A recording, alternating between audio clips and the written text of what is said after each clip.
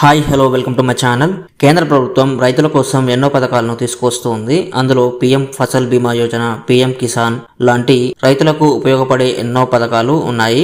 ఇప్పుడు central ministry నుండి విడుదలైన ఒక కొత్త పథకాన్ని ఈ వీడియోలో అయితే తెలుసుకుందాం.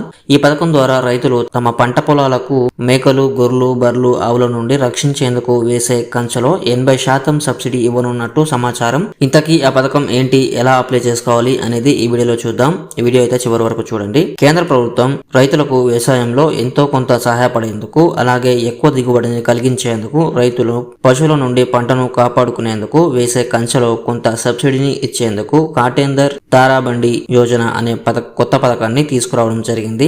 రైతులు తమ పంటను పశువుల నుండి రక్షించేందుకు కంచె వేస్తూ ఉంటారు.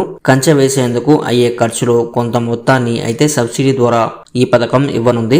దీనికి కావాల్సిన డాక్యుమెంట్స్, అర్హతలు ఒకసారి చూసుకుందాం. ఈ పథకానికి అప్లై